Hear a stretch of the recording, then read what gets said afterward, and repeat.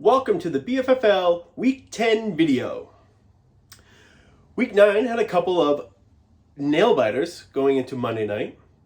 We had Bobby Beach got just enough from Andy Dalton and hung another L on Sloopy. Meanwhile, the Ultimate Males got barely enough from Alvin Kamara to cool down Midnight Heat. Now, let's get to Week 10's matchup.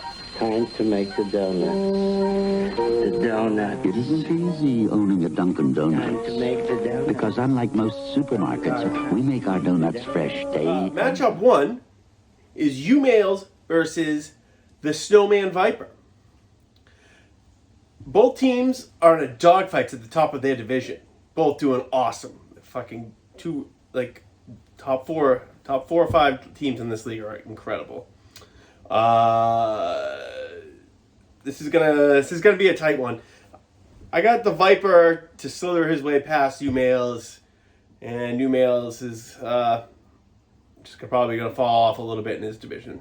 When I started drinking beer, I did the same thing. And this is the one I'm holding on to. Light beer from Miller.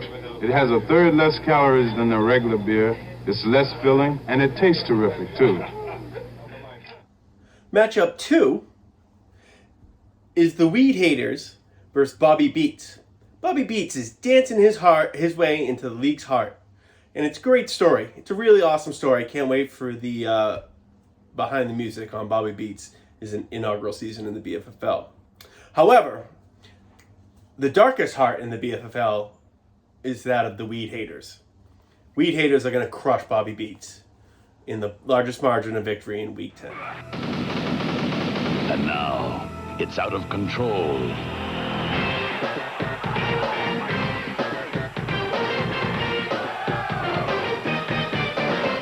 Bud Bowl 2, coming January 28th. Matchup 3 is the Black Commish versus the Skunky Cahunks. The Skunky Cahunks are one beat-up squad. They got question marks all up and down their starting lineup. It's really sad to see. It's a damn shame. The Black Commish hasn't been good at all. So that's also sad to see. It's really a battle of sadness. In that battle of sadness, there's only one extra sad, and that's the Black Commish.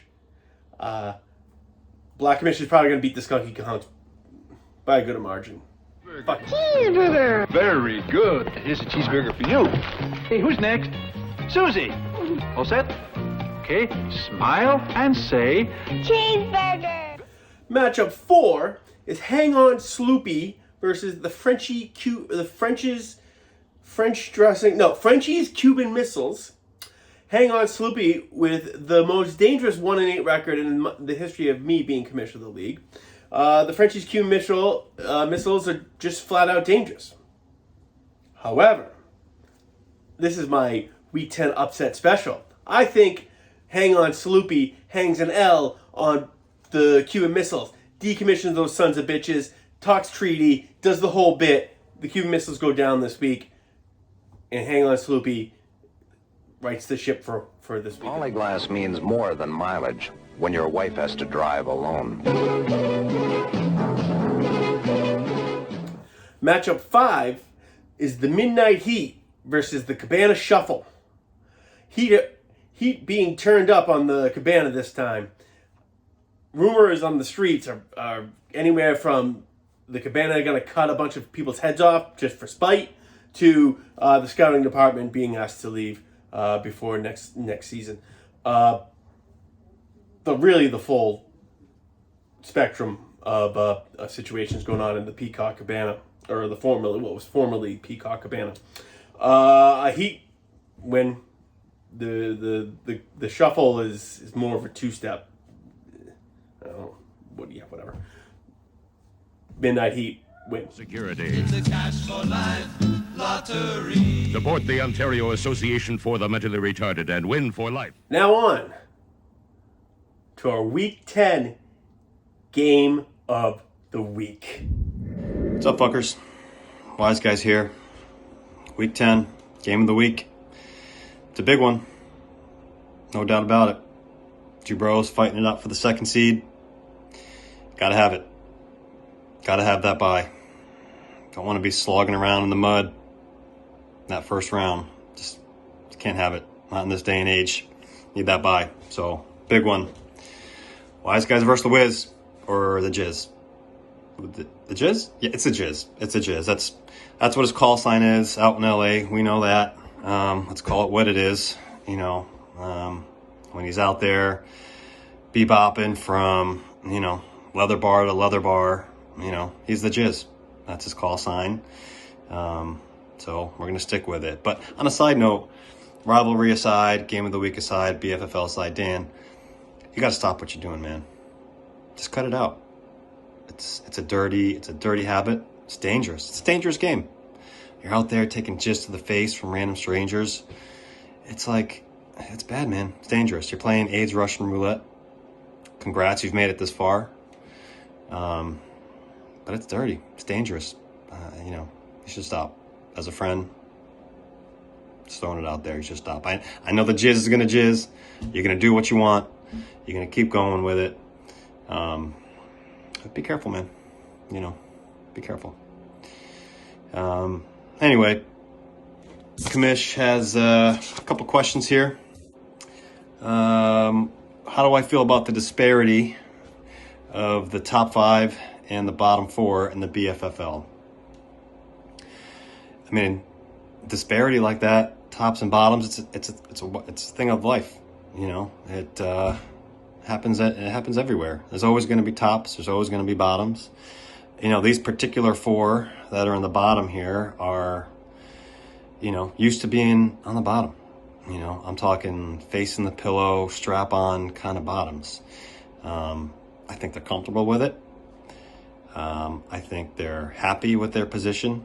And so who am I to judge? You know, if that's where they want to be, that's where they want to be. I got no beef with it.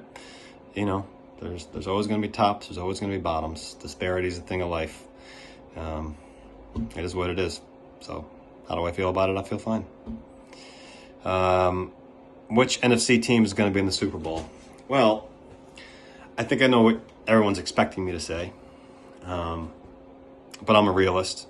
You know, I don't think the G-Men have what it takes this year. I think they'll get in. I think they'll win a game, maybe. But, you know, I think it's going to be the Eagles. Oh, just threw up in my mouth there a little bit. I think it's going to be the Eagles. I think they're tough. I think they have too many weapons. They're tough to stop. You know, I'm a big fan of Sirianni, Paisan, my boy.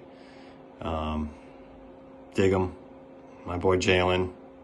I think they're too hard. I think they're too tough to stop.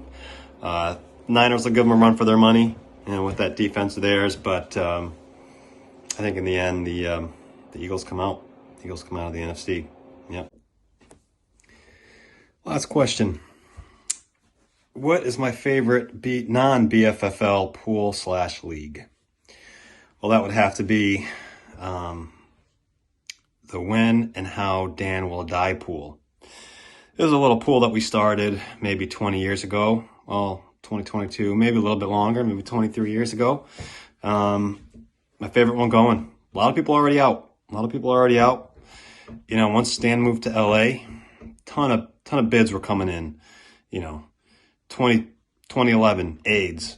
2013, AIDS. 2016, AIDS. Those guys are all out. They're out. Kid's still alive. Kid's still kicking. I'm still in it. You know, I'm looking pretty good. My 2025 asphyxiation of a prophylactic is still alive. Still kicking. I feel pretty good about it. So, you know, it's a great pool. Feel pretty good about it, Dan. Keep doing what you're doing out there. And, you know, soon enough, you'll choke on a condom and you'll fucking die. And we'll win this pool together. All right? Best of luck this week. What do you think about the disparity of the top 5 and the bottom 4 in the BFFL this year? I'm here so I won't get fined. What NFC team do you think will go to the Super Bowl this year? I'm here so I won't get fined.